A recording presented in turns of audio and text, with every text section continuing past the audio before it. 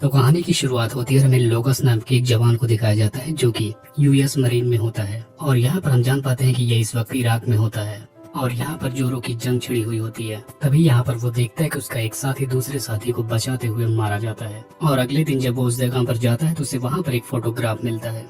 उस फोटोग्राफ में एक लड़की होती है, जिसके बाद वो उस फोटो को लेकर अपने कैंप पर आ जाता है और वहाँ पर लोगों से उसके बारे में पूछने लगता है, लेकिन किसी को भी इसके बारे में कोई पता नहीं होता। फिर उसको पता चलता है कि ये फोटो उसी जवान की होती है जिसने अपने साथी को बचाते हुए अपनी जान दे दी। अब यहाँ पर हमें पता चलता है कि लोगन कोलोराडो का रहने वाला होता है, जो कि एक अमेरिका का शहर होता है। अब इसके बाद हम देखते हैं कि वो छुट्टियों में अपनी बहन के घर पर आता है और यहाँ पर हम देखते हैं कि उसकी बहन बहुत बीमार होती है, जिसके बाद वो अपनी बहन के घरों में कुछ दिन तक रहता है, जिसके बाद वो वहाँ से जाने का फैसला कर लेता है। अब वो सोचता है कि जो फोटो उसे जंग के मैदान में मिली थी वो उसी लड़की की तलाश में अब निकल पड़ेगा और उससे मिलने के बाद वो अपने साथी के डेथ के बारे में बताएगा। जिसके बाद वो उस फोटो को सर्च करना शुरू कर देता है, जिसके बाद उसे एक लाइट हाउस मिलता है, जिसके बाद वो वहाँ पर पहुँच जाता है और वहाँ पहुँचने के बाद वो वहाँ के लोकल लोगों से उनके बारे में इंक्वायरी करता है, लेकिन वहाँ पर उसे कोई भी कुछ भी नहीं बता पाता। इसके बाद वो एक लोकल पुलिस वाले से मिलता है। यहाँ पर वो उसे बताता है कि इस लड़की की शादी मेरे दोस्त के साथ हुई थी, जिसके बाद वो उसका एड्रेस दे देता है। अब लोगन जाकर उस लड़की से मुलाकात करता है और यहाँ पर हम जान पाते हैं कि उस लड़की का नाम बैत होता है।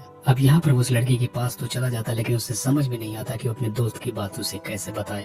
जिसके बाद लोगन यहाँ पर उसे नहीं बता पाता कि वो किस वजह से यहाँ पर आया है। अब इससे पहले कि वो कुछ उसे बताने की कोशिश करता है, इससे पहले ही बैत सोच लेती है कि शायद वो उसके यहाँ कोई जॉब के लिए आया है। जिसके बाद बैत की ग्रैंड मदर उसको जॉब के लिए हायर कर लेती है। अब शुरू के टाइम में बैत को बहुत ही अजीब लगता है। यहाँ पर वो लोगन को बिल्कुल भी पसंद नहीं करती है, लेकिन धीरे धीरे वो उसे पसंद आने लगता है और वो उसके साथ साथ काम के लिए भी बहुत इंटरेस्टेड होता है। जिसके बाद वहाँ की मशीनों को भी ठीक कर देता है। इसी वजह से बैत उससे इम्प्रेस होती जाती है। यहाँ पर लोगन बैत की बेटी से बहुत ही घुल मिल जाता है, जिसके बाद वो उसके साथ अच्छी खासी दोस्ती भी कर लेता है। यहाँ पर हम देख पाते हैं कि बैत बहुत जमाने से अकेले रहती है और अब तो उसके हस्बैंड की डेथ भी हो चुकी थी और यहाँ पर बैत का कोई भी मेल फ्रेंड नहीं होता और वो काफी अरसों बाद किसी आदमी से दोस्ती करती है, जो कि लोगन ही होता है। यहाँ पर हम देख पाते हैं कि बैत का एक्स हस्बैंड एक पुलिस वाला होता है और वो लोगन पर बहुत ज्यादा ही शक करता है और यहाँ पर उससे बहुत बदतमीजी से बात करता है और वो अपने बेटे को भी लोगन से दूर रहने के लिए कहता है और उसको लोगन के साथ ज्यादा टाइम स्पेंड करने से भी मना करता है। अब एक दिन बेन बाहर खेल रहा होता है और वो जख्मी हो जाता है और जब वो घर पर आता है तो उसकी नाक से खून भी निकल रहा होता है,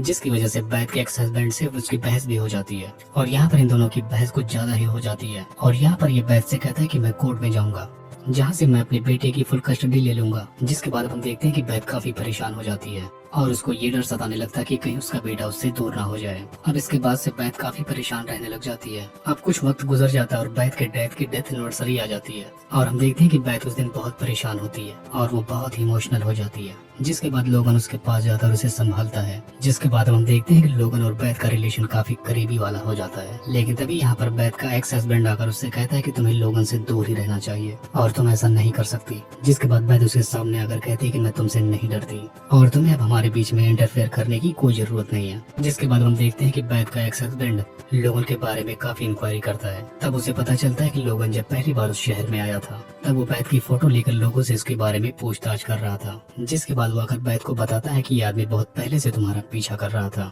और इसके साथ साथ ये मुझे कुछ ठीक भी नहीं लग रहा और मैं इसकी सच्चाई निकाल कर रहूंगा। अब बैत जब इतना जान जाती है, अब धीरे धीरे बैत को पता चल जाता है कि लोगन एक मरीन सोल्जर है और उसको जो ये फोटो मिली थी उसके भाई से मिली थी। इसी वजह से यहाँ पर बैत का ट्रस्ट टूट जाता है, जिसकी वजह से वो काफी परेशान हो जाती है और लोगन को खुद से दूर कर देती है। जिसके बाद वो लोगन को वहाँ से जाने के लिए कहने लगती है। तब यहाँ पर बैत की मॉम से समझाती है कि लोगन की इसमें कोई गलती नहीं है, कि जंग में वो बच गया और तुम्हारा भाई शहीद हो गया।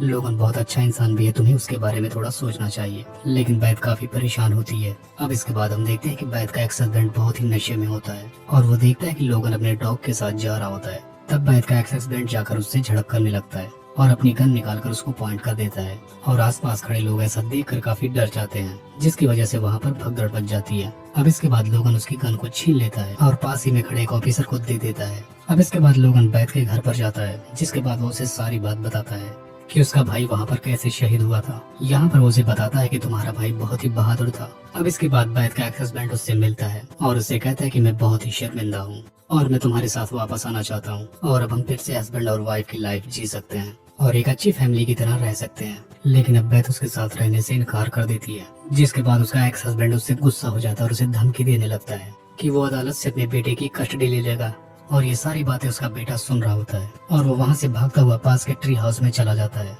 जिसके बाद ये दोनों घबरा कर उसके पीछे दौड़ने लगते हैं कि उनका बच्चा एकदम से ऐसे क्यों भागते हुए जा रहा है। जिसके बाद हम देखते हैं कि ट्री हाउस के रास्ते में एक रस्सी से बनी हुई ब्रिज आती है। अब जब वो उस पर से जा रहा होता है तभी उसकी ब्रिज टूट जाती है और वो वहीं बीच में ही फंस जाता है। बैथ का एक हस्बैंड उसे बचाते हुए वहीं पर वो भी गिर जाता है क्योंकि उसके एक्स हस्बैंड ने एक रस्सी के साथ उसको और खुद को भी बांध रखा था। जिसके बाद वहाँ पर लोगन भी आता और उनकी हेल्प करता है। जिसके बाद वो बैथ के बेटे को बचाकर उसको सौंप देता है। जिसके बाद वो वापस से पानी में जाता है। तभी वहाँ का ट्री हाउस टूट जाता है और वो बैथ के एक्स हस्बैंड पर गिर जाता है और वहीं पर उसकी मौत हो जाती है। जिसके बाद वो दरिया के पानी में बह जाता है। दूसरी तरफ ये लोग अपने घर पर आ जाते हैं। जिसके बाद बैथ लोगन को थैंक्स कहती है। यहाँ पर वो उसे बताती है कि अगर तुम ना होते तो आज मेरा बेटा भी मेरे पास ना होता। तब यहाँ पर वो बताता है कि जंग के दौरान तुम्हारा भाई मेरा दोस्त अपने साथी को बचाते हुए जंग में शहीद हो गया और तुम्हें परेशान नहीं बल्कि इस बात का गर्व होना चाहिए। जिसके बाद इतना कहकर लोगन वहाँ से जाने लगता है। लेकिन कुछ ही देर में बैथ उसके पीछे से आने लगती है। जिसके बाद वो लोगन से कहते हैं कि तुम यहाँ से मत जाओ